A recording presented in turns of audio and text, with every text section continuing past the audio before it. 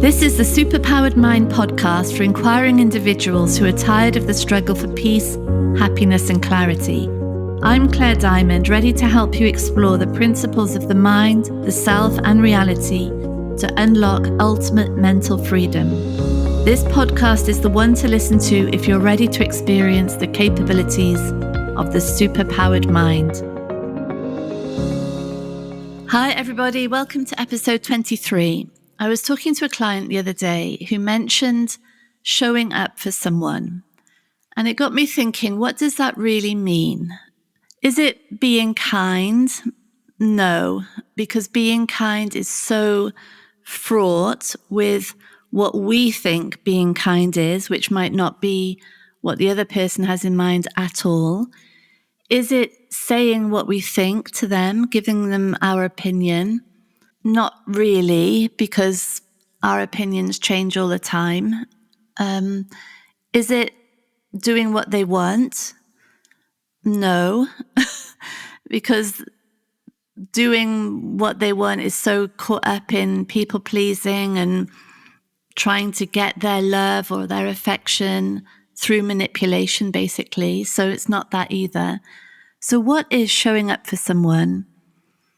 It seems to me that the pure core of human interaction is presence, unconditional love, the pure attention on someone, on their wholeness, on their integrity of being.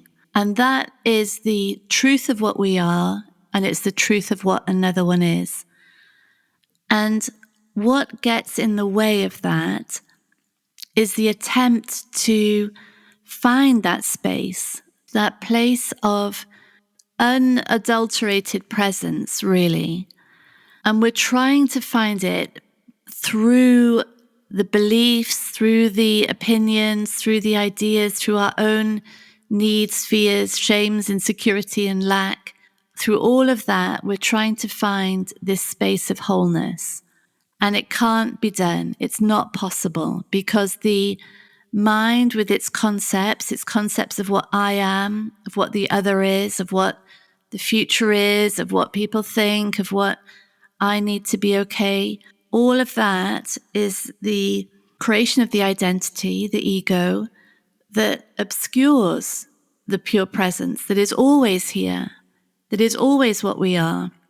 And so the interesting thing for all of us, and I think it's like the $1 million question, how does the experience of being or the experience of another align to the truth of being, the truth of another, the truth of what we are?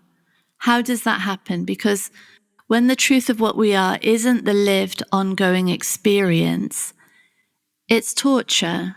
It feels so hard for us. It's so difficult, and there is so much suffering in a mind so innocently trying to get back to that space, but trying to do it in a way that's just not possible.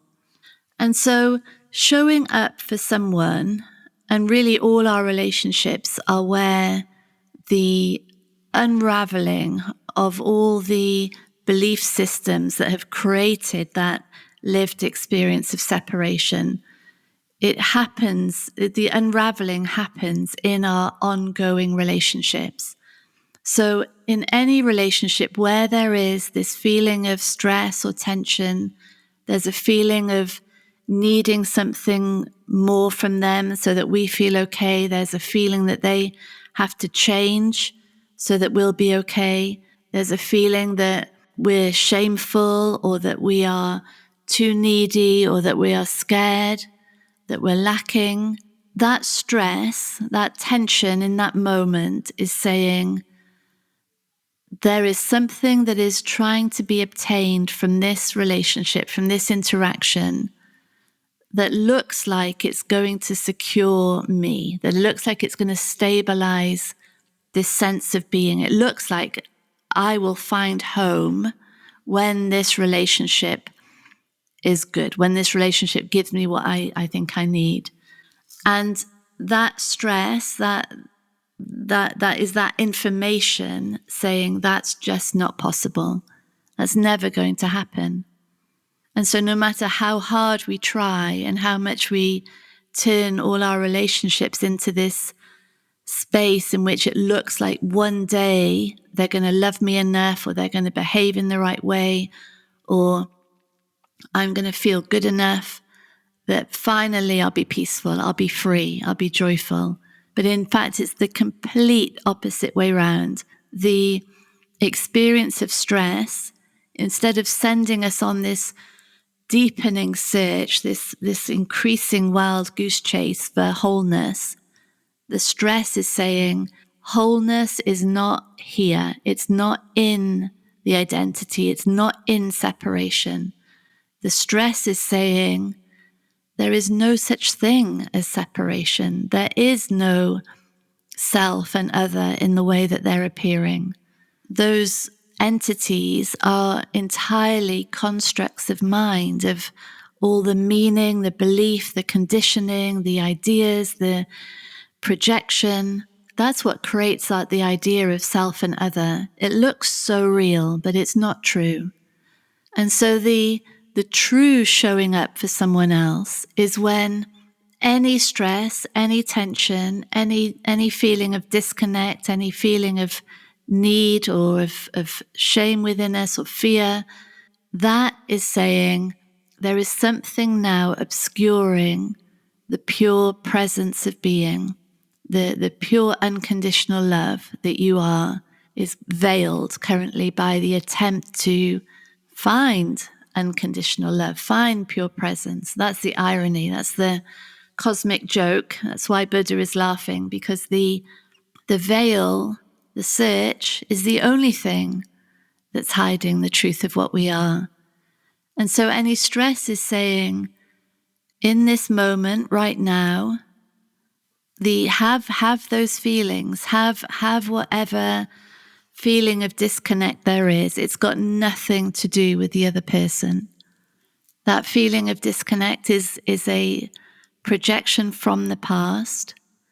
And in that moment of disconnect, the other person represents a figure or a conglomeration of figures from the past.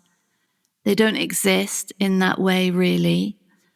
And so the only job of the body-mind is to have whatever experience is there to be had right now. And that might mean a real tempest of emotion. It might mean deep suffering, but it's there to be had. We can't put it on the shoulders of another person in current reality to take these feelings away from us. It's impossible that they could ever do that. It might look like they can. They might say the right thing here and there that temporarily makes me feel great and, oh, thank God we're making progress here. I'm going to be okay. But that's just a peak of the roller coaster before we're plunged back down again into all of the worst things that we can imagine. And that roller coaster is because the mind has attached our okayness, our stability, our security, the entirety of our being, really, our survival, onto another person and their behavior and their attitude or their regard to us. And that's our fundamental confusion in relationships. And that's really, and when that is similarly reciprocated, there's total codependency. Two people locked in together, trying to find home in ever increasing separation. And so showing up for someone is really allowing any disruption within our system that takes place in their presence, in interactions with them, in conversations with them, in thinking about them, any disruption to be parented. And by that I mean noticed and allowed in, welcomed, recognized, understood, integrated, All of that turmoil that is going on right now is for us to parent. It's nothing to do with the other person.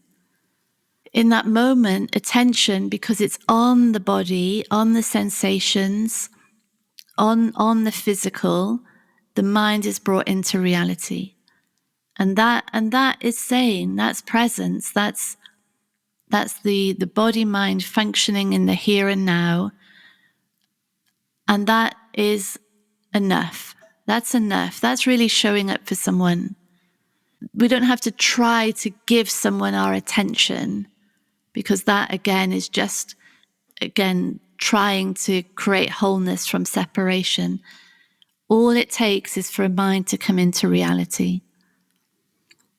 And automatically, because the mind is in reality, the reality of that person is noticed and fully had. And because the mind is allowing in whatever sensations are going on in the body, there's no resistance in that moment. There's no confusion about where they're coming from. They're just here right now to be had, and nothing to do with where the mind thinks they're coming from. They're just here in this moment to be had. That's it. And that's so powerful. It sounds so simple and so basic, really, because we have all these strategies for showing up for another person, of showing someone how much we care about them, how much we love them, what we need to do, what our behavior has to be, how our way of being has to be. But none of that's true. All of that is a mind strategizing in order to find wholeness in separation, where all that's required is a mind and body in reality. And all that is required for that is an opening up to whatever physical sensations are happening in that moment. Yeah. And so it's interesting, I think, for all of us, that every single relationship in our life, every conversation, every interaction, every thought even of another person, and the accompanying emotions are really powerful core ways for the body mind to heal from the past. And it's a solo enterprise, this one, even though often the feelings are taking place in the presence of another. It's because of what is projected onto that other person. The opening up to feelings, the mind returning to reality, that's just us. That doesn't require anybody else. And it's so powerful, because it really, in every aspect of our life, stops the putting onto someone else the job of our well-being. It's the end of that, really the end of that. And that is the start of the most spectacularly connected, loving, open, honest, clear, boundaried relationships we could ever imagine. Because what creates confusion and problems and disconnect is the idea that someone is going to be able to take away these feelings that I'm experiencing right now. And so the relationship is so loaded with expectation and with this undercurrent of somehow you and your behavior, the way that you need to change, the way that you need to be towards me, somehow you're the key to my salvation and my survival. And that no relationship can flourish in the midst of that immense confusion.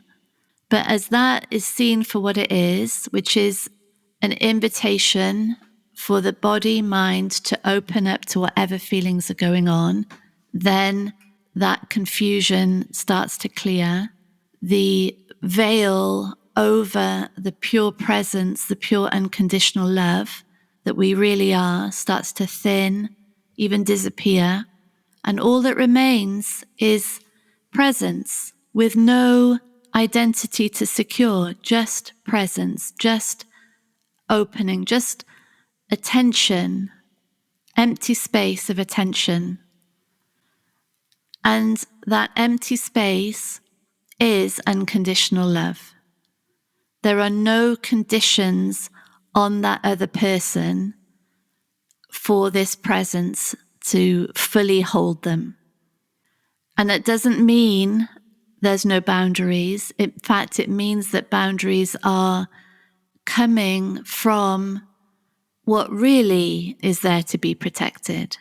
Not the identity, not stabilizing this idea of me, but time, physical space, the physical body, the way of being spoken to. These are clear boundaries that are coming from the reality of right now, not projected into this moment from the past. And all of this is a way for relationships to transform, completely transform, because they are increasingly taking place from the sanity of here, right now. And the interesting thing about this is that the other person doesn't have to change for this.